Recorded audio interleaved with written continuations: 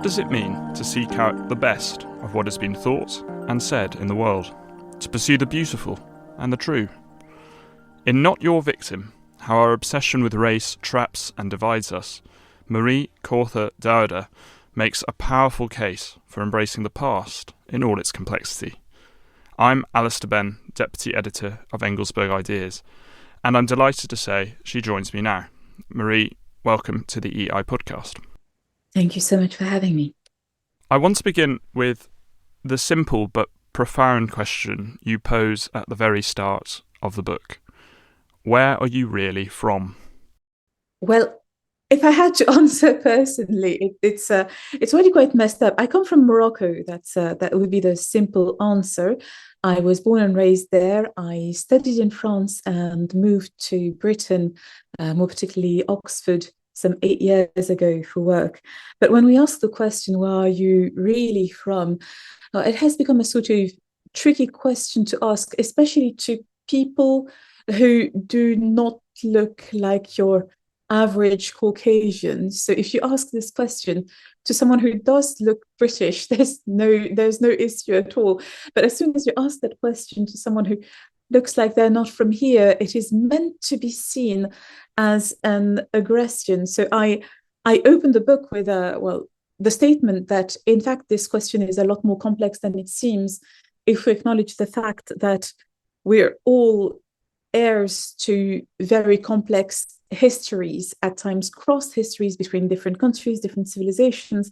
And it's very hard to draw the line between the good guys and the bad guys in history. So in a way, everyone who is here comes from a civilization that has raped, pillaged, burned, etc. Otherwise, we wouldn't be here. So it's an acknowledgement of the fact that the past is most of the times made of very messy pages, but if we rip these pages away, there's not much left in our history. Yeah, and a lot of your personal history is woven through the text. Is that part of the answer to that problem for you, that what we felt and known and encountered, and above all, the things that have truly marked our experiences, how can you make that into a shared resource? Well, the thing is that when I started asking myself about the place of history in the current culture, in the current political issues that are raised and discussed either in the student world or at large in politics, one thing that struck me is that the very question of how difficult it is to address the past becomes blurred because we tend to take it in two general lines, two broad lines. And I have the impression that my particular life, well, my ancestry, etc., made me particularly aware of the fact that, other places have had empires, and these empires were far from being nicer or gentler than the French or the British Empire. So the reason why I talk about my personal experience a lot is that I know what it is like to be an immigrant. I have been an immigrant in France, then an immigrant in Britain. I know that this situation does come with prejudice. It does come with valid reason to prove oneself, just to show, well, that the reason why we are here has to matter, and it has to bring something to the country. So I have faced these questions about, well, what brings you here? Why did you not study in your home country? All these questions, and it's something that gave me, I'd say, sort of front seat to witness some of the big issues of 2020 from a particular perspective, because, as you'll probably remember, it was the year when all the statues had to be toppled, and the idea of toppling down these visible signs of British history was cemented by the thought that people like me, with a slightly different skin color or with an accent or with different ancestry, were meant to feel threatened and unsafe by these signs of the history that Britain has kept. And I really wanted to make a stance against that, because it is, in fact, the French culture that drew me to France, and then the British culture that drew me to Britain. And the reason for that can be seen in all the architectural traces, the public monuments, the way the visible and invisible heritage shapes everyday life in these countries. And I think it is something that ought to be preserved and shared and hopefully transmitted to the next generations. That iconoclasm in the contemporary West that you explore, and particularly the tearing down of statues, what does that phenomenon look like from your perspective, coming from North Africa, where there isn't the same tradition of public statues? Well, my first encounter with iconoclasm personally was through the news when, it was during one of the several wars in the Middle East, and the Afghan regime was bombing Buddha statues of Buddha, which were an incommensurable trace of the global heritage. And I think I was 12 or 13 then, and I was shaken to the core by the fact that there are these traces of history and they are being destroyed for religious reasons. So I come from Morocco, where Islam is perceived, it is practiced as an aniconic religion. One thing that I discuss in the book is that other branches of Islamic thought are not that averse to figurative representations, but in Morocco you don't have that many statues out there. So for me, the statues were most of the time, the reproductions of Greek or Roman statues I could find in books. Then later, when I traveled to France as a child, it was the statues of authors, kings, queens that I could see. And 12 or 13-year-old me was utterly shocked to see that people who did have such an heritage around them wanted to destroy it. So moving forward to many decades later in 2020, I was surprised to see the same iconoclast trend going free through Britain, and not among people who were, I'd say, the least educated.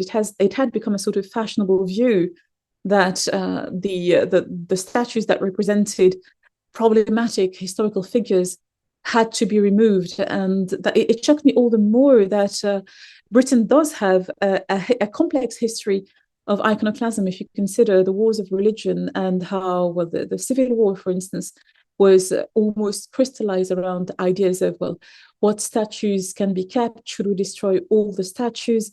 So the fact that Britain had already gone through that, in particular in England, and would bring back the same attitude, but towards figures of the late 19th, 20th century, I found that very surprising. And I thought something had to be said about the fact that these statues are they're not just ornamental, or they're not just there to praise someone. They're also erected as witnesses to what certain periods do consider as positive. So, for instance, when it comes to the statues of people who were celebrated as benefactors, like Colston or Rhodes, they did not, their statues were not erected because they were considered universally good. People knew that these were complex characters, but they were celebrated as philanthropists, people who did good around them. And it was meant to be more of a behavioral pattern for the people who would look at these statues and be inspired to either to make donations to their college or to found hospitals and charities like Colston did. So fundamentally, when today, no one would bat an eyelid at a statue of Greta Thunberg being erected, because everyone talks about ecology, the climate, and how it's important to be aware of all these questions. It's not because Greta Thunberg is a perfect person, it is because she embodies these ideals. And if we are so judgmental about our past, we should also be ready to be judged quite severely by the next generations, who will think that our positions regarding certain matters can be at times quite silly. So what would you say are the sort of defining features of this, what you call the kind of victim story? How does that play out as a way? Because I guess it's a way of it's a blunt way of trying to deal with the past. Yes, so the victimhood status has become the sort of a highest status position in our society, which is quite a turn from, I'd say, the more violent bullying society of the 80s. I think now, after political correctness became the norm, being a victim is a claim for power. So we have that very interesting inversion by which weakness becomes a means to acquire either status or a concrete form of authority around oneself or as a group. This is something that is only visible in Western countries. You wouldn't have any appraisal of victimhood culture in countries that have not been influenced by, I'd say, the post-Christian idea that to be a victim is to be right. And one thing that I find extremely interesting in terms of international politics and how the media, either legacy media or social media, portrays it, is that nowadays any victim is considered by default good. And the dynamic here is very interesting because it's not so much about the victims themselves or about the groups that are oppressed. It is about chastising an oppressor. So the oppressor becomes scapegoated in a way. And well, one thing that I found surprising too is the change, the inversion of status in terms of, well, what happened to white Western men during the last decades, being, well, first seen as the source of all evil and now being denied either places in teaching institutions, in politics, etc., because of the idea that they already have too much advantage and that other groups should be prioritized. And this can sometimes be done at a very high cost. So the victimhood mentality, in fact, does not benefit the victims at all, because the only story that it tells is that if you do not belong to the allegedly superior class of white Western men, then your life is by default harder, and things should be made easier for you. So imagine the effect that has on students, and we see it quite unfortunately in American universities, where standards are made quite different depending on students' skin colors. So you'd end up having students who keep on passing just because they do not belong to the average Caucasian type or whatever. So the problem is that it tells a lie, which is that these people, these communities, should always be nurtured and petted and in a way cannot make it on their own. It's as though there was always a need for the system to provide something a little extra for them, because they're so weak they can't do it. And the paradox is that this victimhood culture ends up perpetuating the same sort of racial cliches that we decry when we look at the late 19th century. All the ideas about other civilizations being either in the category of the noble savage. So, Africans don't have any civilization or any history. They just spring out from the earth and have this sort of inner knowledge of everything, or of Asian cultures being naturally in touch with something more spiritual, more mystical. So in a way, the most modern ways of dealing with multiculturalism end up, through the victimhood narrative, perpetuating exactly the same cliches as those that the entire 20th century has tried to challenge. And part of the joy of the book actually is the way, the chronological depth. You take the reader right back to the roots of that story, and it goes back quite a long way in the history of Western thoughts. You suggest that the Renaissance and the Enlightenment were kind of pivotal. So I'd like to go for you to take us back to Montaigne, and when he began to question kind of Western assumptions. Do you think he could have imagined the relativism he may have inadvertently set in motion?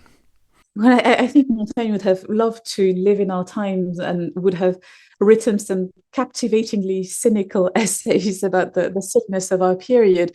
And what I find fascinating about his writings, well, if we take one of his most fascinating and most famous essays, des cannibales, of cannibals, he talks about that tribe describing their cannibalistic rituals. And at first, it sounds like he's just making a case for cultural relativism. Oh, well, these people, they behave like that, and we too have our weird things, so maybe we'll just let them be. But in fact, if you read the essay until the end, it becomes an extremely severe attack on the society that he sees around him in France at the time of the wars between Catholics and Protestants. So the point that he makes is not just that, oh, well, there are people over there eating their enemies in a ritual way, so, well, this is one acceptable way of behaving. He brings that straight home quite literally and says that we do find their attitude revolting and shocking, and yet when people who are allegedly civilized, are cultured, have benefited from all the long stream of culture and civilization that he's familiar with, kill each other in the name of religion, we consider that absolutely normal. So in fact, it's not that relativist. He does have a firm stand that there are some things that are unacceptable, but he uses the example of the Topinamba tribe to talk about his own contemporaries as though they were a weird tribe devouring each other on the French territory. So in Montaigne's perspective, the idea that people in the West and in other places are different allows him to shape a form of universal humanity. Now, if you take that a little later, across the 17th century and land in the Enlightenment in the 18th century, this reflection about what actually makes humans what brings humanity together becomes what we will know today as universalism, the idea that there is such a thing as mankind, as humanity, and that people are, in a way, more or less the same everywhere. And one of the main proponents of this theory, or one of those who popularized it the most, is Rousseau with his general statements about humanity. So we're probably all familiar with the opening of The Social Contract. Man was born free, and everywhere he's in chains. So for Rousseau, the idea is that every society ends up entrapping the ideal blank slate man and forces this imaginary character into doing things that are contrary to human nature. So for Rousseau, things like property, social hierarchies and things like that are only the result of the evil in society, and we have to revert to an almost pre-lapsarian state in which everyone would be free to do exactly what they want. Now, the paradox is that Rousseau's idea was so powerful that it triggered the French Revolution. But if you look at the detail of The Social Contract, he does say that such a state has never existed, but he writes about it in such a poignant way that it would make the reader feel like we have lost a state that was absolutely perfect, and it is worth tearing down everything we have in order to return to this noble savage state and reconnect ourselves with a form of freedom that would make everyone happy. Yeah, so, I mean, where do you see echoes of that today? I mean, in education, for example, or in the way Western institutions talk about indigenous culture? Well, both, actually. I think Rousseau, paradoxically, is the great winner of modern French thought, or probably even Western thought. First, from the educational perspective, one of his most influential books was Émile ou de l'éducation, so it's a treatise on education, where he shapes the idea of child-led education.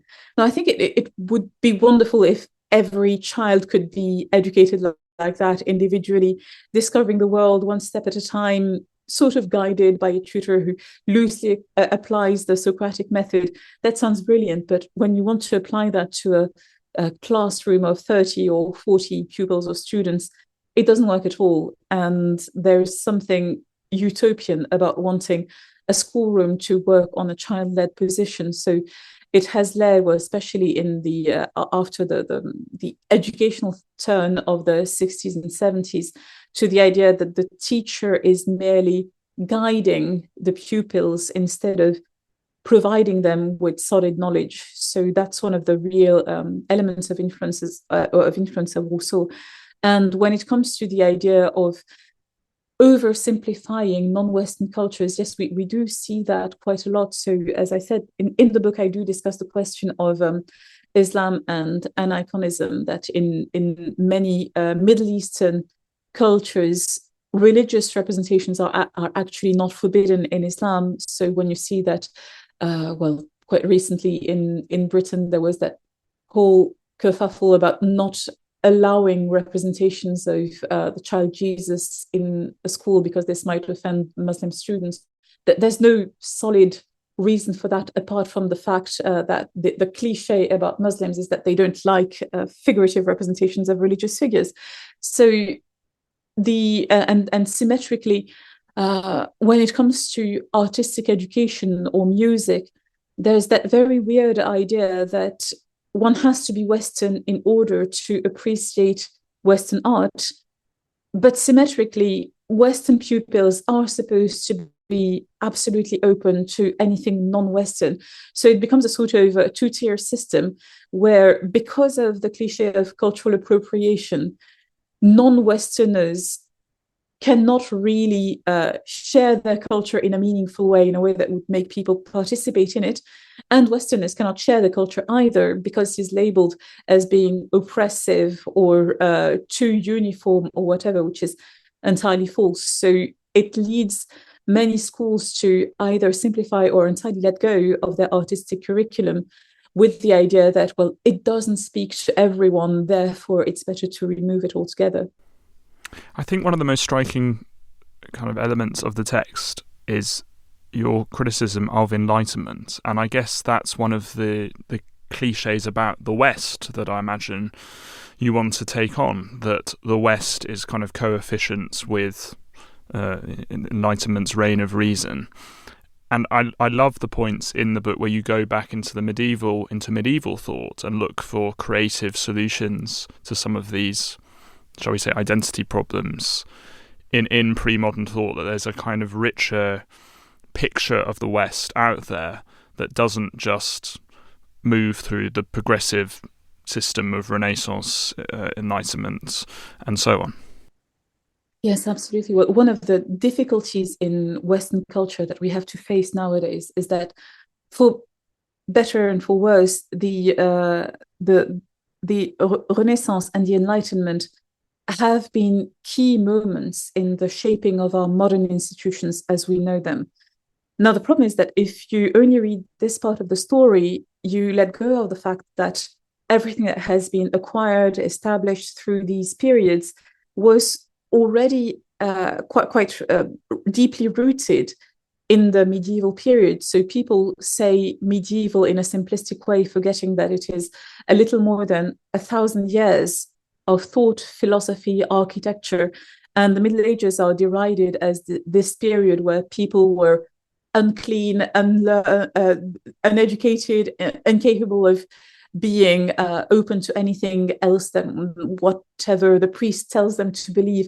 This is absolutely false. So if we look, for instance, at the historical works that Rémi Brague, whom I quote, has made, the 12th century was a huge period of what we would call today, well, international collaboration, with travelers going all around, well, from Europe to Asia to Africa, and being actually very aware of how other civilizations were dealing with matters of power, sovereignty, authority. So some figures in the Middle Ages were already ushering in the Renaissance period, so Abélard, Ockham, for instance. But when we look at them, we also forget all the groundwork that has been done by St. Thomas Aquinas, for instance, when it comes to establishing natural law, defining a connection between faith and reason, or establishing what a just law should be and how a just ruler should apply them. So when we look at the institutional history of the Western world, it might appear that we owe everything to that period of the 18th century or the 16th century, but a lot more had been going on before. And we need to be aware of this continuity because, of course, one of the major things that happened through the Renaissance is that people became interested in what is called the secondary causes. So if we consider for the medieval scholastics, the primary cause is divine. So everything is ordained by God. Everything has a cause in the invisible world. The Renaissance brought in the idea that, well, there are these primary causes, but there are also secondary causes. For instance, if there's a plague, maybe we could look into questions of sanitization, or if there is this or that disease, there might be a reason, well, why this could happen. So if we looked at this in terms of continuity, much more than separation between the eras of reason and the eras of faith, we would see that, in fact, they were deeply intertwined, and that it is this connection that makes the richness of Europe, of having had this continuity from the time of the cathedrals to the time of the top technology laboratories. So these are connected and take part in the same thirst for knowledge, truth, and meaning. Yeah, and is the history of Britain a useful kind of counter-example to the French experience? And I know you talk in the book about probably one of the most profound kind of clean breaks in English and British history, which is the Reformation and the dissolution of the monasteries. How does that case study, as a moment of kind of fracturing and also continuity, compare with the French example, the year zero moment, but also the continuities between Ancien Régime France and modern France? Well, that's a great question. If you look at, well, the question of the impact of the Reformation in England and in Britain at large, you'd already see that it is actually quite complex because, well, as soon as the Reformation happens in Europe, you do have people who are interested in it philosophically, theologically in Britain. But with Henry VIII, you do have, on the one hand, the dissolution of the monasteries, but also, on the other hand, the Book of Common Prayer and the establishment of the Church of England with everything that it did bring to this country. So I'd say the year zero of the dissolution of the monasteries in Britain, first, well, it happened longer. Well, it happened long ago in comparison with the relative freshness of the French Revolution, and we can see its consequences. So first, that you do have some traces that remain, so Tintern Abbey is not just a ruin, it's also a living poem that people still learn by heart. Walsingham too is one of these places that hold a trace of what had happened. I think today people have a much more nuanced connection to the dissolution of the monasteries and the end of Catholicism in England. However, there was also something new that has already become a tradition, largely because what I was mentioning, the Book of Common Prayer, a lot of it is derived from the monastic liturgies. So there is a lot more continuity than rupture than one would like to think. Now, if you compare that to the French example of the Revolution, when Britain beheaded its king, Charles I, it had the smartness to get another king, while in France, the restoration after the dissolution of the Ancien Régime didn't work at all. And one of the reasons for that is that at the time of the Revolution, unfortunately, well, it is undeniable that the aristocracy had lost its raison d'être. One of the explanations for that is that if you look at the original repetition of the orders, the first order was the clergy that were praying. The second order was the nobility, the aristocracy. They were meant to fight for everyone else. And the third order was the tiers état in charge of doing absolutely all the rest. One thing that is often overlooked is that the French Revolution was not the deed of some very hungry peasants. It was largely the bourgeoisie who had the financial power and who wanted to acquire political legitimacy as well. And this couldn't happen without dismantling the privileges of the aristocracy. The problem is that by the end of the 18th century, the aristocracy in France was largely ornamental, and that is due to the large changes that Louis XIV introduced by separating the nobility from their estates, so having them spend more time in Disneyland, that is to say Versailles, than on their actual territory. So instead of being landlords in charge of their own of everyone else who was living on their land, they became gradually estranged from their own responsibilities. So 1 century later, you end up having the French Revolution because there was one reason for that, which is this disconnection between the aristocracy and their actual duties. So when you look at the things that Britain has managed to keep all through the 16th century, then all the changes of the 18th century, then even more deeply the constitutional changes of the 19th century, Britain has an incredible resilience in terms of maintaining some of its key institutions. So having, the House of Lords, for instance, is something that the French Restoration wanted to imitate, especially in its constitutional form, and it failed. It just didn't hold on. So one thing that I find rather sad nowadays is that Britain is shaking these key institutions that have been part of its resilience, part of its capacity to go through so many centuries, so many historical and cultural revolutions. And letting go of that might actually hinder its future. It is striking in that story of the French Revolution how men of impeccable Ancien Regime credentials end up being administrators of the terror.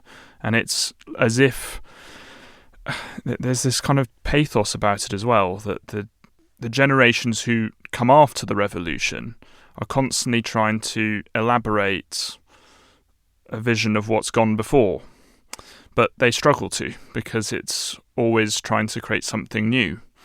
And I think in Britain we've sort of managed to stay away from this. We haven't gone through that kind of historical process, which is really heartbreaking in France. That whole 70-year period after the revolution. I mean, 19th century French literature so well. It's like the themes of Les Miserables or the Count of Monte Cristo. It's all about this kind of, how do we handle the sins of the fathers? How do we surmount the past while trying to be always new and at the forefront of things? Yeah, so it's very interesting that you mention Les Miserables and the Count of Monte Cristo, because both of these novels are actually written in the shadow of Napoleon. So Les Miserables begins with the return from the island of Elbe, and it's also the backdrop to the opening of the Count of Monte Cristo, where Edmond Dantès is entrapped in this conspiracy that he knows nothing about. So after the Ancien Regime, everyone in France was looking for a king. So as Napoleon said, he found the crown of France in the gutter. So he just picked it up. And if you look at how Carlyle sees Napoleon, there's something quite fascinating in this sort of a fascination rejection, the idea that one could be a great man without being a good man at all. But Napoleon did have that effect of uniting France again. And no matter what is to be held against it, all the gruesome wars of the beginning of the 19th century can be ascribed to the Napoleonic urge to conquer Europe.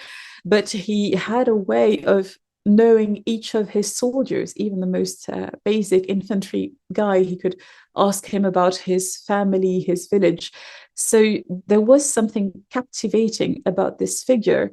And after Napoleon, there hasn't been any great man in France. We had a bit of a spark again with General de Gaulle. But apart from that, I think the long succession of French republics. We're now at the fifth, and one may wonder if we're not actually already in the sixth republic. We have all these changes of regime that wait for someone special to happen. So it's as though France is still waiting for a providential moment that somehow never comes. And as long as it doesn't have it, the very idea of French identity is in jeopardy, because so much has happened that there is hardly any unity at all in the country at the moment. So that, in a way, if Britain wants to have a look at its future, what could happen if all the institutions are dismantled? What happens if the social contract between different people is shattered? Well, look at France, and you'd have a pretty grim picture of the future. Mm. Well, I mean, just to come back to the core theme, I mean, there's a striking paradox in the book. I felt that this Western guilt that you describe still behaves in an odd way, as though it's the kind of dominant force within the politics of victimhood. That it's still, the West is still the kind of apex predator within the hierarchy.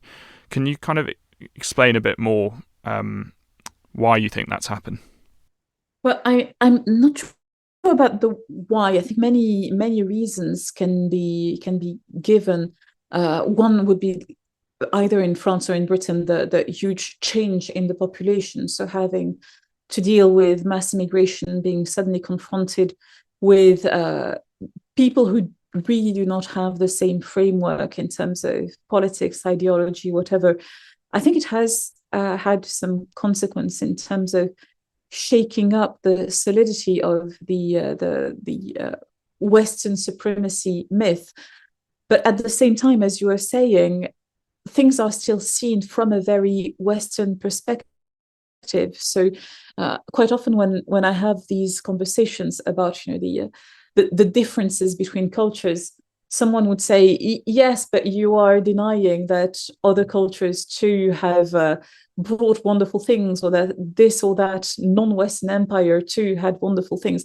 Well, I'm not denying it at all, but one thing to be noted is that in these other parts of the world, no one would raise to the battle to defend Western empire or the Western history.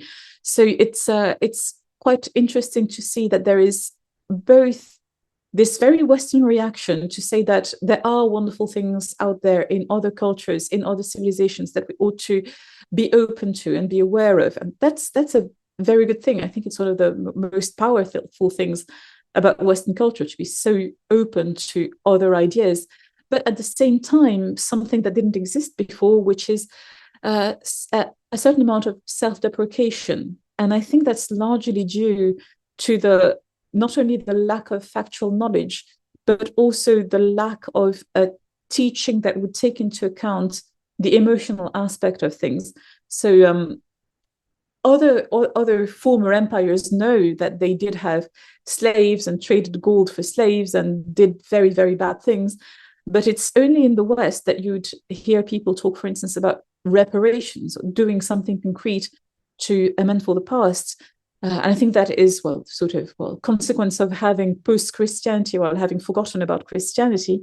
But also at the same time, it shows that there is something that is still radically Western about the idea of being the civilization that is in charge of discovering, sharing, and promoting. So many people would make fun of the mission civilisatrice, the civilizing mission that some proponents of the British or French Empire were discussing. But in a way, they still have this attitude, when they want to push on, I'd say, Western notions on the Middle East and in Africa, without taking into account the background and all the complexity of what people actually believe there.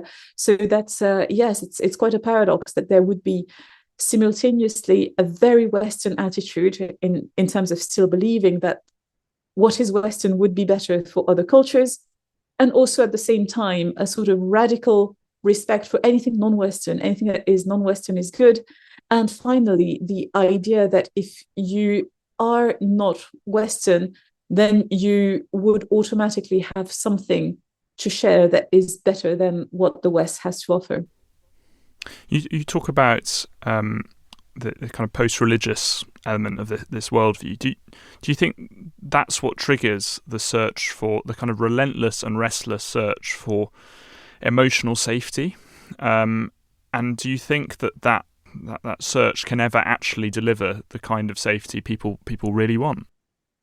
Well, the question of emotional safety is a very interesting one if you look at it in relation to the ideas of victimhood and guilt, because while we did talk a lot about this idea of victimhood, there's also a lot of performative guilt that is in fact the opposite of guilt. It is about putting the blame on one's forefathers. So Obu, the Victorians, were absolutely evil because they were colonizers, but we're not like them. We're so not like them that we're going to pay compensation, make amends. We're going to publicly take the knee to acknowledge that we have done dreadful things.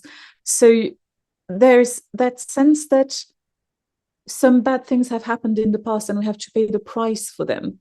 I think that can be very harmful for young people who end up having no other notion of the past than the sort of heavy burden that cannot be shaken.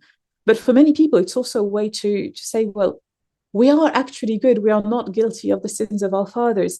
So there is something almost mythological about these moments. And I really like René Girard's way of relating times of crisis to times of scapegoating. So when there is a crisis, you'd have to find the scapegoat. And once the scapegoat is exterminated, then you can claim that you are clean again and you can have unity again until the next crisis. And you have to do it all over again.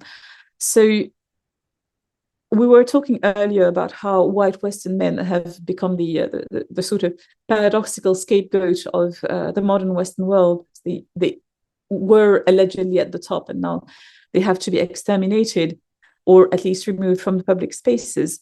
But if you look at the consequence of that, it does lead to a lot of self-hatred, especially, if you think of white Western boys, either working class or not, there's a sense of being made into a foreigner in your own country. And that's something extremely harmful.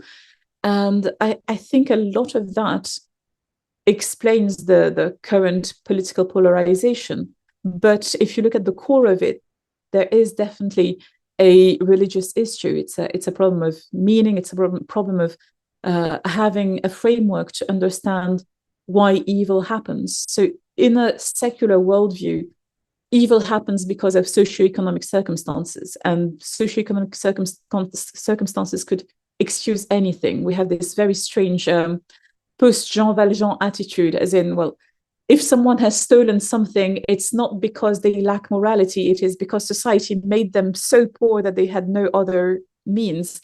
So I think we should look at that very carefully, because an excuse is not a justification. You can explain some things, but it doesn't make them inherently right. And now we have reverted to a mode where being forced into doing something bad becomes a new way of being sacralized, and it can be a very dangerous narrative to defend.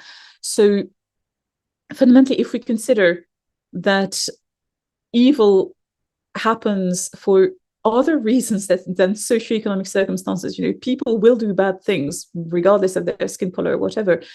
The problem is much more complex, and it can at times be scary, because if your narrative is a Rousseau type of narrative that if people can do anything they want, they will be free and they will be happy and everyone will be perfect, you don't have any explanation for, well, what happens when someone does something bad with absolutely no reason, no extenuating circumstances.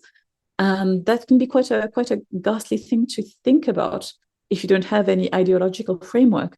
So many religions have tried to answer this question of the problem of evil, but the secular post-Rousseauian religion explains it by the socioeconomics, and therefore the only solution can be socioeconomical, and it deprives people of the real answers, the real spiritual food that could allow them to really think about the world around them and go beyond the dichotomy, evil people doing things to poor oppressed people, and see that poor oppressed people can do bad things too.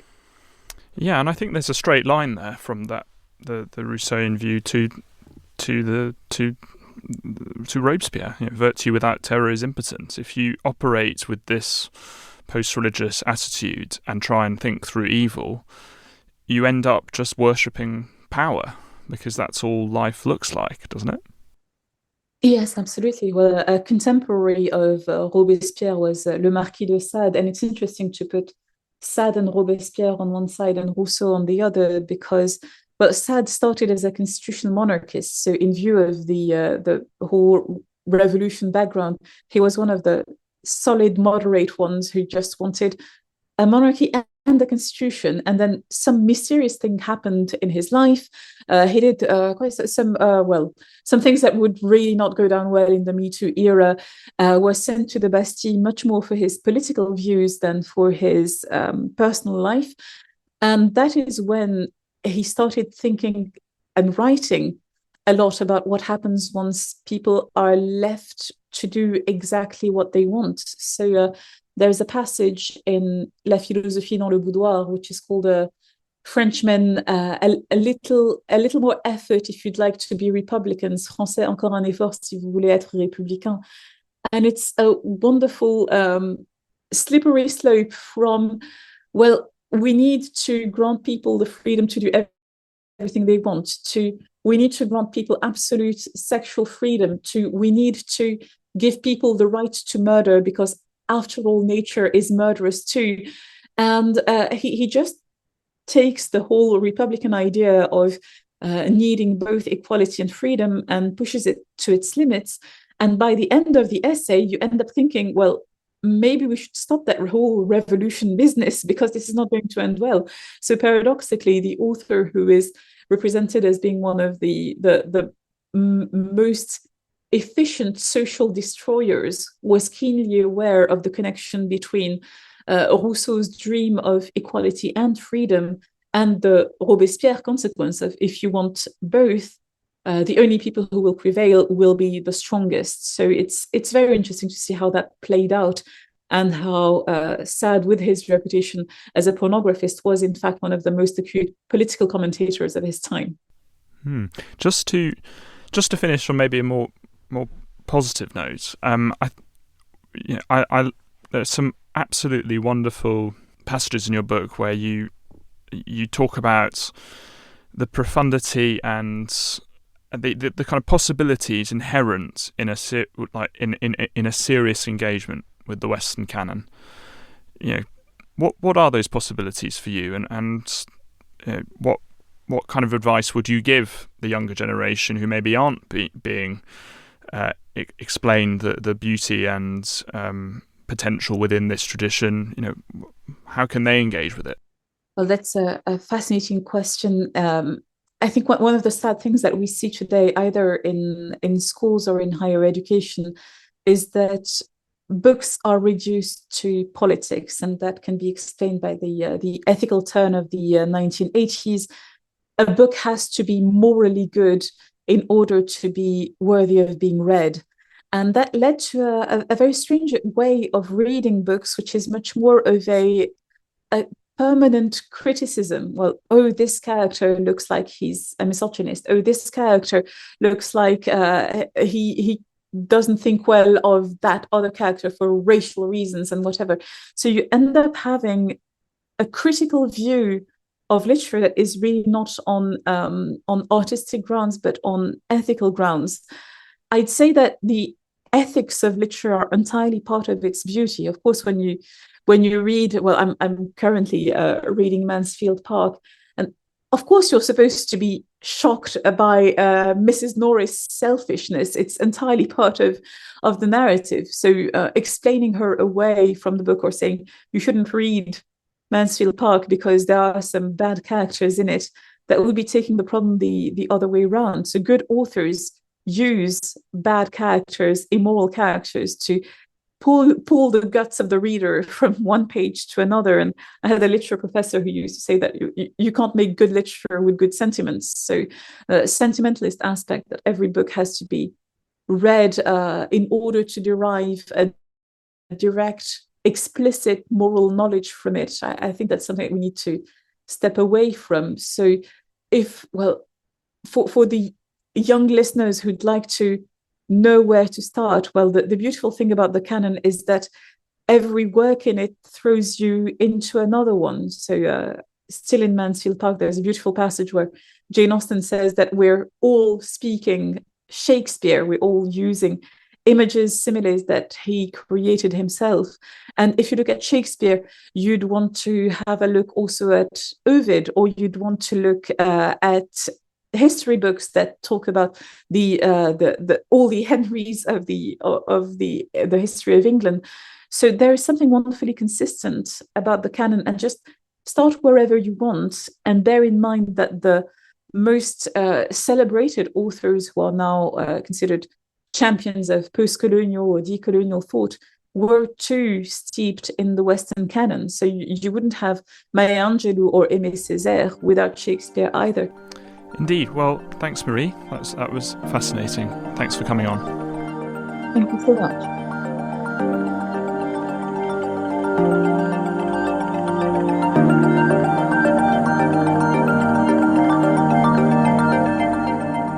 Thank you for listening to the EI podcast.